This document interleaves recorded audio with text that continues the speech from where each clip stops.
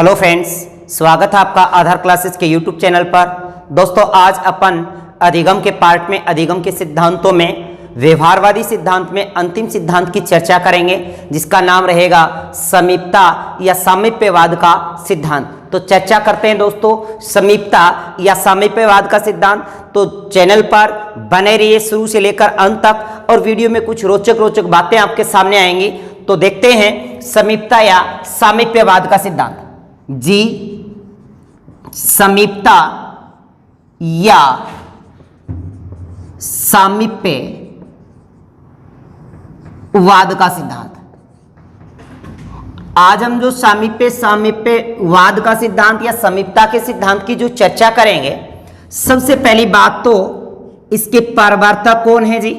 आपको प्रवर्तक याद रखना है। तो प्रवर्तक है जी इसके एडविन रे गुथरी। एडविन रे गुथरी जी इसके प्रवर्तक हैं एडविन रे गुथरी। एडविन रे गुथरी अमेरिका के निवासी हैं और इन्होंने ये सिद्धांत दिया है, ये 1935 को दिया है। जो एडविन रे गुथरी हैं ये एक गणितज्ञ भी हैं, यानी गणितज्ञ भी थे, साथ ही साथ समाजशास्त्री भी हैं, और समाजशास्त्री के साथ साथ ये एक मनोवैज्ञानिक भी हैं। मनोवैज्ञानिक, तो ये जो किस प्रकार के मनोवैज्ञानिक हैं? व्यवहारवादी मनोवैज्ञानिक है। क्या? व्यवहारवादी मनोवैज्ञानिक। व्यवहारवादी मनोवैज्ञानिक। इतनी बात तो हमें इनके परिचय विशेष से बात ध्यान रखनी है। अब जो सामीप्यता या सामीप्यवाद या समीपता का जो सिद्धांत दिया, इसके अंदर याद रखेगा 1952 में संशोधन हुआ था। 1952 में क्या हुआ? इसमें संशोधन हुआ। ओके, क्या होता है? संशोधन होता है 1952 ईस्वी को। दूसरी बात, ये समीपता या सामीप्यवाद का जो सिद्धांत दिया, इसमें इन्होंने किस पर प्रयोग किया है? तो जी प्रयोग किया इन्होंने खरगोश पर और भूखी बिल्ली पर, यानी इन्होंने बिल्ली पर और खरगोश पर प्रयोग किया है। जब आप अच्छे से जानते हो कि खरगोश पर प्रयोग बीएफ स्किनर ने भी किया है और भूखी बिल्ली पर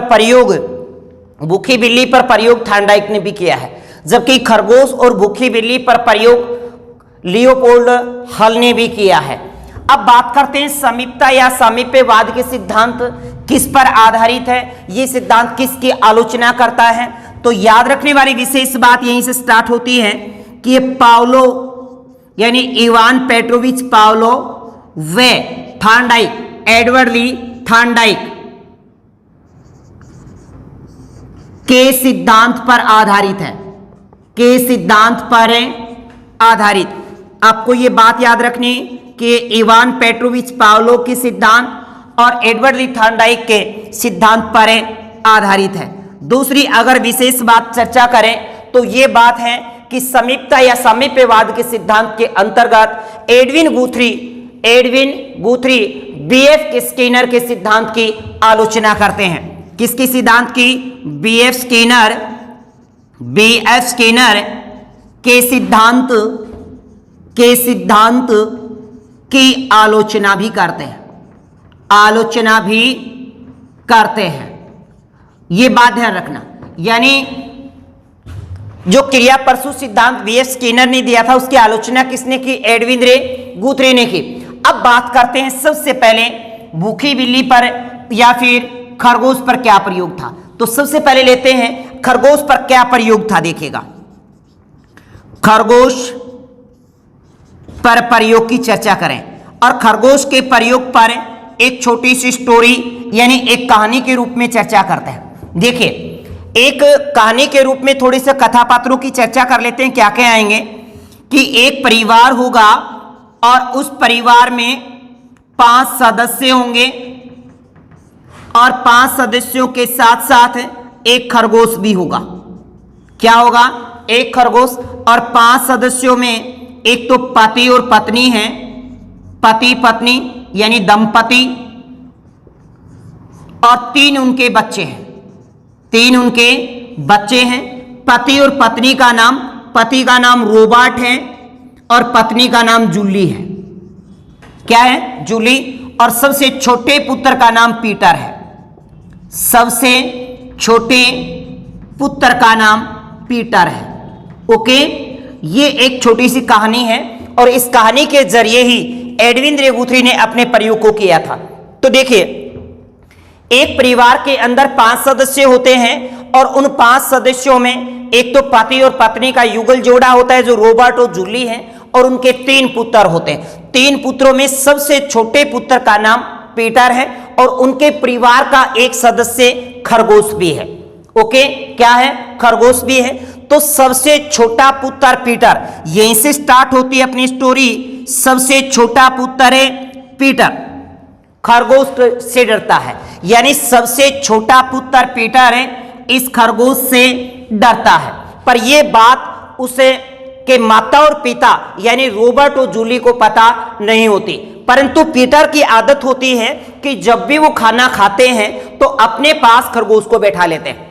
जब भी पीटर यानी जब भी रॉबर्ट खाना खाते हैं तो वो खरगोश को अपने पास बैठा लेते हैं। एक दिन उस रॉबर्ट को पीटर के बारे में पता चलता है कि पीटर तो खरगोश से डरता है, तो उसने क्या किया, उस खरगोश को अपने पास बैठाया और फिर अपने पास से उस खरगोश को हाथ में लेकर के उस पीटर की गोद में रख दिया।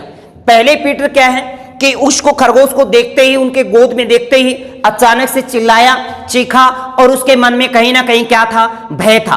परंतु कुछ ही देर बाद वह पीटर शांत हो जाता है, यानी वो बच्चा शांत हो जाता है। धीरे धीरे उसको पता चलता है कि जिस प्राणी को वो भयावह समझता है यानी खतरनाक समझता है, वो खतरनाक जानवर नहीं है। जिसके लिए वो भय यानी खरगोश एक खतरनाक प्राणी के रूप में साबित हो रहा था, वहीं उस समस्या को उसने नजदीकी से देखा और नजदीकी से देखा तो उसे ऐसा कोई फील नहीं हुआ कि वो खतरनाक हो।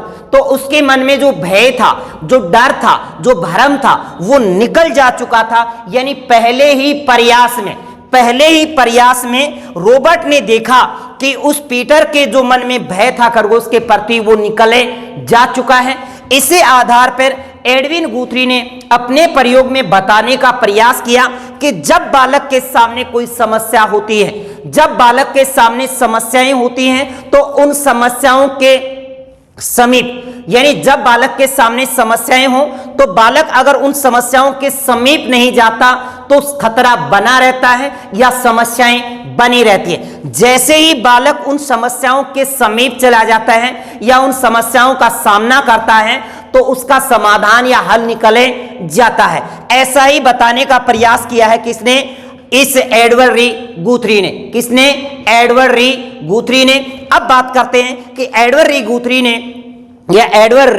ने अपने प्रयोग के आधार पर कौन कौन से निष्कर्ष निकाले हैं, जिसमें आपने देखा कि रॉबर्ट और जूली पति और पत्नी हैं, उनका एक छोटा बच्चा पीटर है जो खरगोश को देखकर डरता है, परंतु रॉबर्ट की आदत होती है कि जब भी वो खाना खाते हैं तो अपने पालतू जानवर खरगोश को साथ रखते हैं, परंतु पीटर उस खरगोश से डरता है। एक दिन बात ये किसको पता चलती है? रॉबर्ट को पता चलती है। तो रॉबर्ट ने वो खरगोश अपने पुत्र पीटर के गोद में रख दिया। पहली बार पीटर डरा, यानी उसके दिमाग में डर बैठा था। अचानक वो डरा भी, रोया भी और अचानक से स्तंभित भी रह गया। परंतु अचानक से उसने देखा कि ये तो कोई भी मूवमेंट, कोई भी क्रिया नहीं कर रहा, यानी जिसको हम भयावह समझ रहे हैं वो इतना भयावह नहीं है। यानी एक पालतू जानवर उस पर हाथ फैलाने लग गया और धीरे धीरे उसका भय एक ही प्रयास में निकल गया। तो एडविन रे गुथ्री कहते हैं कि जब तक समस्या के सामना नहीं करते या समस्या के सामने समीप नहीं जाते तब तक उसका समस्या का समाधान नहीं हो सकता। यानी समस्या को बारीकी से उसके सामना करना पड़ेगा, यानी समस्याओं से मुंह नहीं मोड़ना है, समस्याओं का डटकर मुकाबला करना है। यही बात हमें रिट के एग्जाम में भी सिखला देती है। यानी ये जो सिद्धांत है हमें सीखने के लिए कहीं ना कहीं प्रेरित भी करता है, मोटिवेशन का काम भी ये सिद्धांत करता है। जैसे रिट का एग्जाम है, आगामी आने वाला समस्या ही है, अगर उस समस्या को हम समस्या ही बनाकर छोड़ देंगे तो निश्चित बात है कि समस्या आपके सोले नहीं होगी। परंतु समस्या को अगर हम नजदीकी से देखें, बारीकी से देखें और उनके समीप जाकर देखें, मेहनत करें, प्रयास करें तो निश्चित रूप से वो सफलता हमें प्राप्त हो सकती है और उस समस्या का समाधान हो सकता है। यही बात एडविन रे गुथ्री ने हमें समझाने का प्रयास किया है। अब एडविन रे गुथ्री के इस सिद्धांत से क्या निष्कर्ष निकलते हैं, अब इन्होंने क्या विशेष बताया है, इसके बाद हम बात करेंगे कि भूखी बिल्ली पे इन्होंने कैसे प्रयोग किया है। कि एडविन गुथ्री ने जो प्रयोग किया है, एडविन रे गुथ्री क्या कहते हैं कि जब तक किसी समस्या का हम सामना नहीं करेंगे, यानी यहां पे किसकी बात आती है, समस्या की, यानी समस्या के जब तक हम समीप नहीं जाएंगे, जब तक समस्या का सामना नहीं करेंगे और समस्या के समीप नहीं जाएंगे, तब तक उसका समाधान नहीं हो पाता। यानी उसका समाधान हमें ढूंढना है तो उस समस्या के हमें समीप जाना होगा। यह बात किसने कही है, एडविन रे गुथ्री ने कही है। एडविन रे गुथ्री ने यहां पर देखिए, जब समस्याएं थी तो समस्या यहां पे किसका काम कर रही है, उद्दीपन का कार्य कर रही है, और यहां पर जो अनुक्रिया यानी समाधान के रूप में उसकी क्या है, अनुक्रिया है, यानी समाधान के रूप में अनुक्रिया है और उद्दीपन के रूप में क्या है, समस्या है। अब उद्दीपन और अनुक्रिया में जो समीपता के कारण, किसके कारण, समीपता के कारण जो अनुबंधन बनता है, जो अनुबंधन बनता है वही अधिगम है, वही अधिगम है और उसी से बालक सीखता है। ऐसा एडविन रे गुथ्री समझाने का हमें प्रयास करते हैं। तो एडविन रे गुथ्री ने जो बात बताने का हमें प्रयास किया कि उद्दीपन और अनुक्रिया में क्या, उद्दीपन और अनुक्रिया में समीपता होना चाहिए और उन समीपता के कारण उनमें क्या हो जाता है, अनुबंधन हो जाता है। यानी प्राणी जब भी अधिगम करता है, प्राणी जब भी अधिगम करता है तो प्राणी अधिगम करेगा तो उसके सामने उद्दीपक से संबंधित समस्या व अनुक्रिया के मध्य एक संबंध स्थापित होगा और वो संबंध किससे स्थापित होता है, समीपता से होता है। वो संबंध किससे स्थापित होता है, समीपता से स्थापित होता है। अब हम बात करते हैं एडविन रे गुथ्री के दूसरे प्रयोग की। इन्होंने दूसरा प्रयोग क्या किया, प्रयोग नंबर 2 क्या था, प्रयोग 2 जो दूसरा जो इन्होंने किया वो किया था भूखी बिल्ली पर। किस पर किया है, भूखी बिल्ली पर।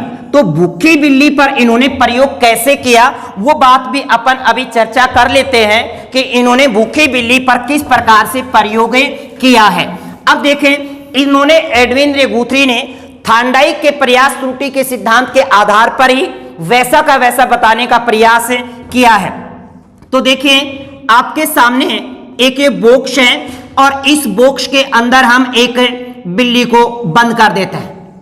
एक बॉक्स है और यहां पर एक दरवाजा है, ओके। और ये जो बॉक्स है ये पारदर्शी नहीं है, वो अपारदर्शी है। यानी इस बॉक्स में ना तो अंदर का बाहर दिखाई देगा और ना बाहर का अंदर दिखाई देगा।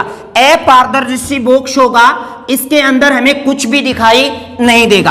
अब इसके अंदर हम क्या करते हैं, एक बिल्ली को लेते हैं, एक बिल्ली को लेते हैं और बिल्ली को इसके अंदर हम बैठा देते हैं, ओके। किसको बैठा देते हैं, बिल्ली को इसके अंदर हम बैठा देते हैं। अब जैसे ही हमने इसमें बिल्ली को बैठाया तो बिल्ली इसके अंदर अनेक अनुक्रियाएं करेगी। इन अनुक्रियाओं को हम देख नहीं सकते, इन अनुक्रियाओं को हम देख नहीं सकते। तो एडविन रे गुथ्री ने क्या किया कि यहां पर एक कैमरा लगा दिया।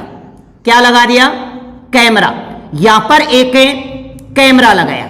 इस कैमरे से इस बिल्ली की अनुक्रियाओं को नोट किया देखा जा सकता था, यानी इसके चित्र लिए जा सकते थे, फोटो लिए जा सकते थे। जे आजकल फिल्म में भी गाना आ रहे हैं फोटो के ऊपर, पूरे बिल्ली के ऊपर गाना को फोटो ली जाएगी, क्योंकि बिल्ली की, तो बिल्ली की यहाँ पे क्या ली जाएगी, फोटो ली जाएगी, ओके। इसके बाद देखिए, इस पे एक छड़ी लगाई जाती है। यहाँ पे एक छड़ी है और इस छड़ी का संबंध है इस गेट से है। इस छड़ी का संबंध किससे है, गेट से है। और इसके सामने यहां पर क्या रखा जाएगा, भोजन रखा जाएगा। अब भोजन यहां पे अपने आप में क्या है, उद्दीपक है। क्या है, उद्दीपक है। अब क्या होता है, बिल्ली को इस पिंजरे में जब बंद कर दिया गया, अब बिल्ली को पिंजरे में बंद कर दिया तो पिंजरे में बंद बिल्ली को क्या लगेगी, भूख। अब इस बिल्ली को भूख लगती है जी, अब बिल्ली को लगी जी भूख, अब भूख के मारे क्या करेगी, पेट में प्याने बजेंगे, तो वो क्या करेगी, इस पिंजरे से बाहर निकलने का प्रयास करेगी, परंतु पिंजरा अपारदर्शी है और बिल्ली के सामने भोजन भी नहीं है, यानी ये भोजन इसको दिखाई नहीं देता, दिखाई नहीं देता, ये भोजन इसको दिखाई नहीं दे रहा है। फिर भी बिल्ली उस भूख के कारण, किसके कारण अनुक्रिया कर रही है, भूख के कारण, भूख के कारण, यानी जो बिल्ली भूखी होगी तो भूखी बिल्ली के लिए अपने आप में ये क्या है, चालक है, क्या है, चालक। अब ये भूख के कारण अनेक अनुक्रिया करेगी, यहां पे अनेक अनुक्रिया। अब जैसे ही बिल्ली अनेक अनुक्रियाएं करेगी, अचानक से उसका पैर या छड़ के रूप में रखे एक लीवर से, ये छड़ पे इसका पैर स्पर्श हो जाता है और दरवाजा खुल जाता है। जैसे ही दरवाजा खुलता है तो बिल्ली के सामने जो भोजन सामने होता है उसको खा लेती है और अपनी भूख को शांत कर लेती है। तो यहां पर अनेक अनुक्रिया के बाद क्या होता है, बिल्ली का अचानक पैर छड़ के संपर्क में आता है। अब छड़ के संपर्क में आते ही दरवाजा खुल जाता है, दरवाजा खुले जाता है। अब देखिए, ये दरवाजा उसने खोलना सीखा नहीं है, दरवाजा उसकी अनुक्रियाओं से खुला है, यानी अपने आप में उसके सामने समस्या क्या है जी, बात तो ये नहीं, क्योंकि समस्या की बात कर रहे हैं। तो एडविन रे गुथरी के अनुसार यहां पे जो समस्या है, ये समस्या यहां पे बोक्ष बंद है, बस बोक्ष बंद, यानी ये कह दें कि बंद बोक्ष इसके लिए क्या है, समस्या है। और इस बंद बोक्ष से निकलने का वो अनेक प्रयास करेगी, अनेक अनुक्रियाएं करेगी और अचानक से उसका पैर इस छड़ पर संपर्क में आ जाएगा और दरवाजा खुल जाएगा और रखा सामने भोजन उसको कर लेगी और अपनी भूख को शांत कर लेगी। ओके, फिर क्या किया, इस बिल्ली के द्वारा जितनी भी अनुक्रियाएं हो रही थी वो कैमरे में कैद हो रही थी, कैमरे में कैद। जैसे कई बार देखो जगह जगह कैमरे लगे होते हैं और वहां पे होता है कि आप कैमरे की निगाह में हैं। अब जैसे हमारे सामने होता है कि हम कैमरे की निगाह में हैं तो हम वो अनुक्रिया नहीं करते जो स्वाभाविक तौर पे करनी भी होती है, यानी उन क्रियाओं को भी बंद कर देते हैं। पर यहाँ पे बिल्ली को तो कैमरे का भी नहीं पता कि तेरे यहाँ पे कोई फोटो ले रहा है। ओके, यानी बिल्ली को कुछ नहीं पता होता। फिर क्या किया, इसे एडविन रे गुथरी ने दोबारा से बिल्ली को इसके अंदर डाला। अब बिल्ली ने वैसे अनुक्रिया की, वैसे ही दरवाजा खुला। इसका मतलब समस्या एक ही थी और बिल्ली अब उस छड़ के संपर्क से उस समस्या का समाधान करना सीख जाती है, दरवाजा खोलना सीख जाती है। पर यहां पे भोजन आपको बताया कि दिखाई नहीं दे रहा था। पर इसके बाद एडविन रे गुथरी ने क्या किया, एडविन रे गुथरी ने दूसरी बिल्ली को भी इस पिंजरे में बंद कर दिया, तो भी वही की वही अनुक्रिया सामने आई जैसा कि पहली बिल्ली ने की थी, जैसा कि उसने पहली बिल्ली ने की थी। तो इस कैमरे में कैद 800 फोटो निकाली गई। कितनी फोटो, 800 फोटो निकाली गई और 800 फोटोओं के आधार पे, उनकी अनुक्रियाओं के आधार पर यह सिद्धांत दिया गया।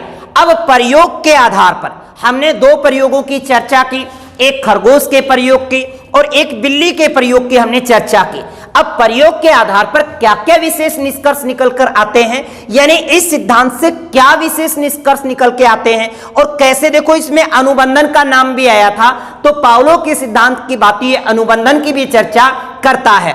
तो हम बात अब करेंगे कि प्रयोग के आधार पर कौन कौन से निष्कर्ष हमारे सामने निकल कर आ जाते हैं। उन निष्कर्ष विशेष के बाद हम ये चर्चा करेंगे कि एडविन रे गुथरी के सिद्धांत के अन्य क्या क्या उपनाम हो सकते हैं। अगर हम सिद्धांत को बारीकी से समझ रहे हैं, उनको देखने का प्रयास कर रहे हैं और समझने की पूरी प्रयास करें, तो निश्चित बात है कि आपके लिए इसके उपनाम याद रखने की कोई बड़ी जटिल समस्या नहीं है, क्योंकि यह बात तो हम आज जान चुके हैं कि समस्या का सामना करने से ही समस्या का समाधान होगा।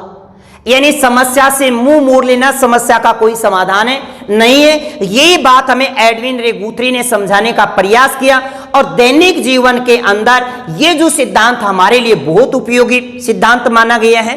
तो अब चर्चा करते हैं हम प्रयोग के आधार पर क्या क्या निष्कर्ष निकलते हैं। अब देखिए प्रयोग के आधार पर निष्कर्ष, प्रयोग के आधार पर निष्कर्ष। अब पहले निष्कर्ष की चर्चा करेंगे। देखो, जब भी प्राणी के सामने कोई उद्दीपक होता है, मतलब समस्या होती है, तो वह अनुक्रिया जरूर करता है। क्या बोला? जब भी प्राणी के सामने कोई उद्दीपक या समस्या होती है तो वो अनुक्रिया जरूर करता है, परंतु उद्दीपक अनुक्रिया में संबंध जो बनता है वह जरूरी नहीं कि पुनर्बलन से ही हो। वह संबंध जो उद्दीपक अनुक्रिया के मध्य जो संबंध बनेगा वह जरूरी नहीं कि पुनर्बलन से ही बनता हो, यानी इसमें पुनर्बलन की अवहेलना की है, यानी बी.एफ. स्किनर के सिद्धांत की अवहेलना की है। तो पहली बात क्या की कि जब भी प्राणी के सामने उद्दीपक यानी समस्या होती है तब वह अनुक्रिया करता है, अनुक्रिया करता है। और उद्दीपक और अनुक्रिया, इस उद्दीपक और अनुक्रिया में संबंध बनता है। उद्दीपक व अनुक्रिया में जो संबंध बनता है वह जरूरी नहीं कि पुनर्बलन से, किससे? पुनर्बलन से जरूरी हो या पुनर्बलन से हो, यानी जो संबंध बनता है वो जरूरी नहीं कि किससे हो? पुनर्बलन से। जब भी प्राणी के सामने कोई उद्दीपक समस्या होती है तब वह अनुक्रिया करता है, और उद्दीपक व अनुक्रिया में संबंध बनता है, और वो संबंध जो होता है वह जरूरी नहीं कि पुनर्बलन से हो। किससे हो? पुनर्बलन से। तो एडविन रे गुथरी क्या कहते हैं इसके बाद? ये तो समस्या से थी। अब एडविन रे गुथरी कहते हैं कि उद्दीपन और अनुक्रिया में, इस उद्दीपन और इस अनुक्रिया में समीपता के कारण ही अनुबंधन होता है, यानी इसमें पुनर्बलन का कोई महत्व नहीं है। उद्दीपन और अनुक्रिया में, उद्दीपन व अनुक्रिया में समीपता के कारण ही अनुबंधन बनता है, जिससे प्राणी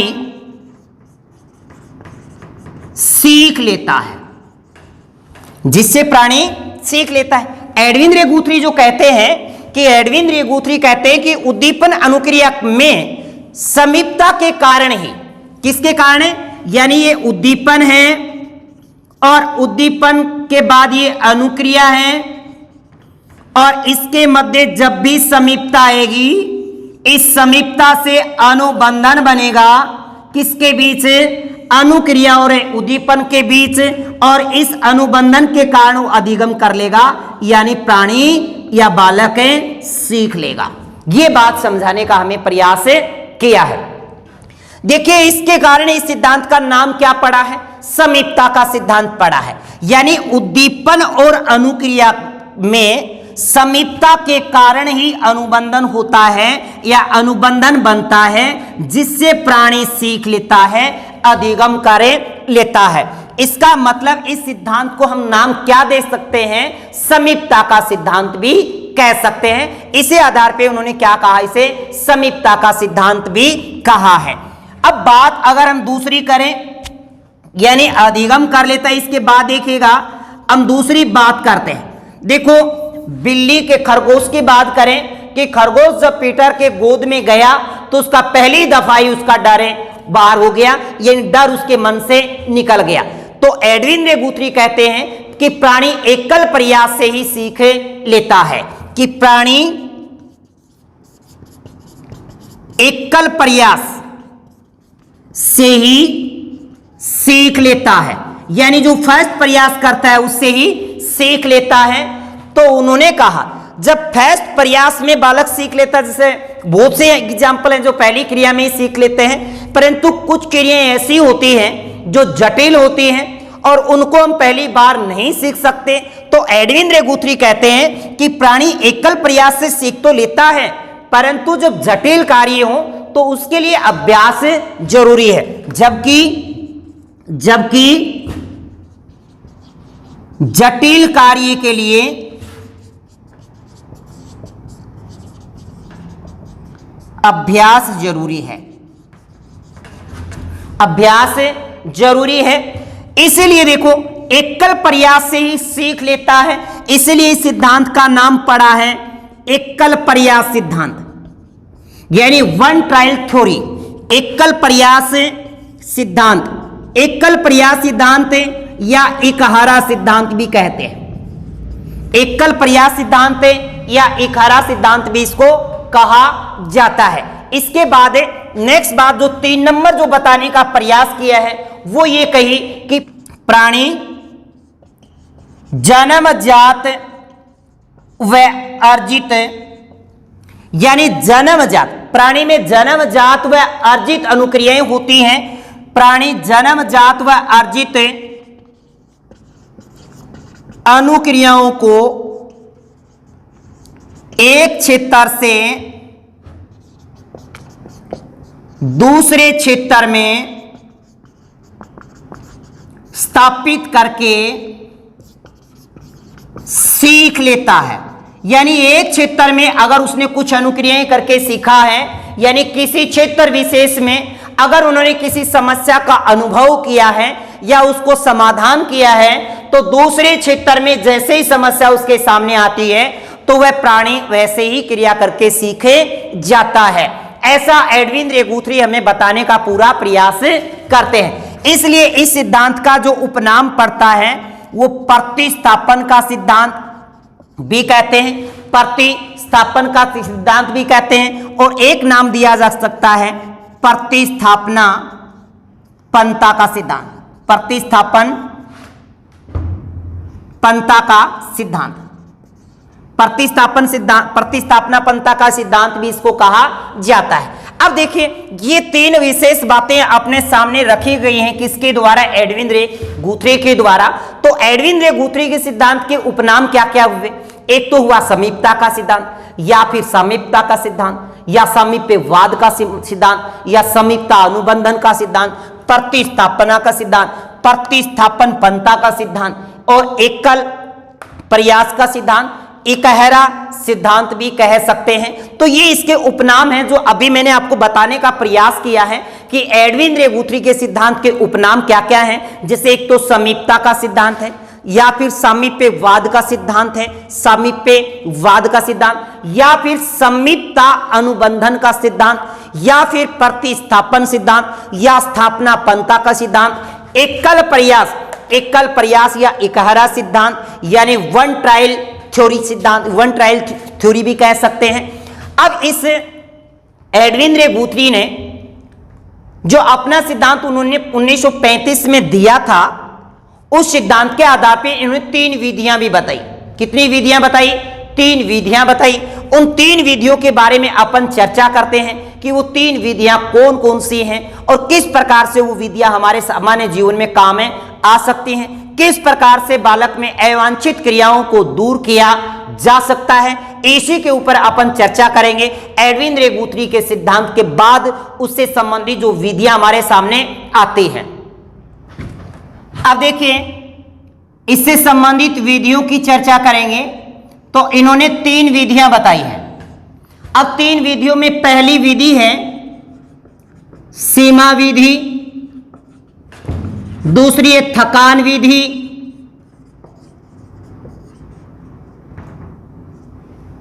और तीसरी है परस्पर विरोधी उद्दीपक विधि।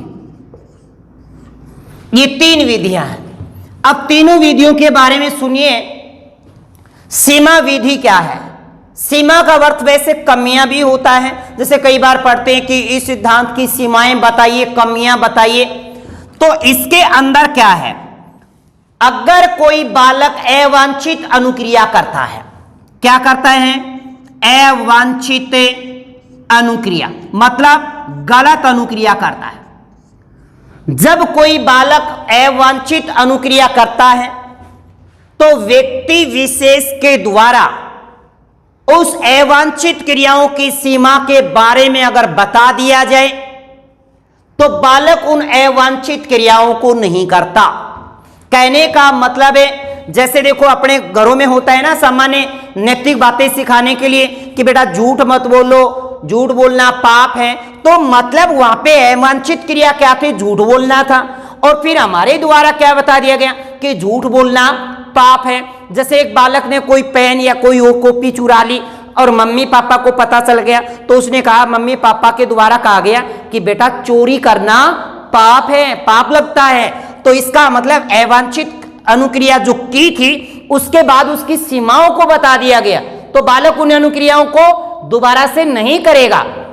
तो अवांछित अनुक्रिया की सीमा बता दी जाए तो इसके बाद बालक की जो बुरी आदतें हैं, एक तो बुरी आदतों को छुड़वाया जा सकता है, बुरी आदतों को छुड़वाया जा सकता है।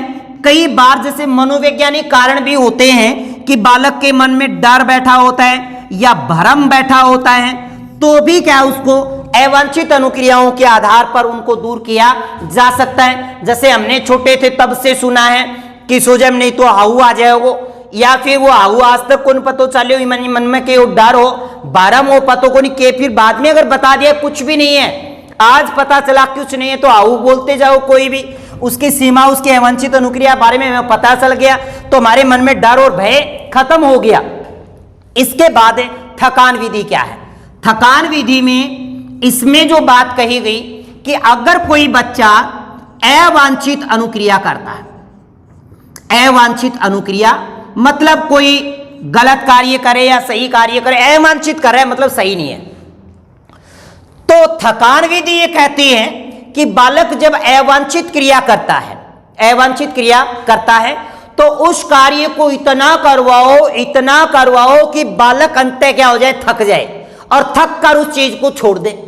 सीधी सी बात है कि जो अवांछित क्रिया भी कर रहा है तो अगर वो गलत भी कर रहा है तो उसे गलत करवाते जाओ, अंततः वो गलत कार्य क्या कर देगा, छोड़ देगा, क्योंकि इसमें थकान आ जाएगा और उसके पीछे उसके मन में क्या हो जाएगी, घृणा प्रवृत्ति हो जाएगी कि मैं गलत कर रहा हूं। तो थकान विधि के द्वारा भी अवांछित अनुक्रियाओं को छुड़वाया जा सकता है।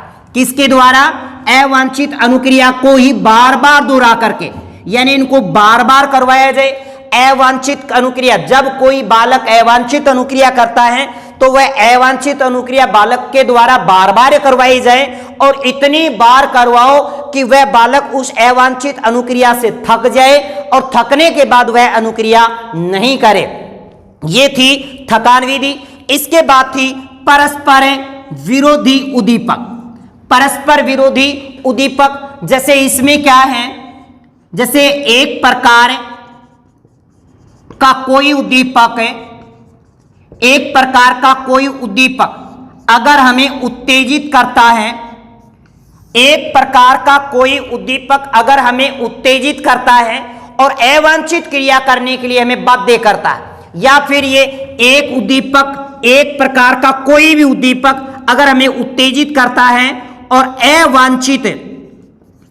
अवांछित अनुक्रिया करवाता है, अगर हमसे अवांछित अनुक्रिया करवाता है तो हम क्या करते हैं, उस एक उद्दीपक से हम उसी के समानांतर कोई दूसरा, यानी इसका विरोधी उद्दीपक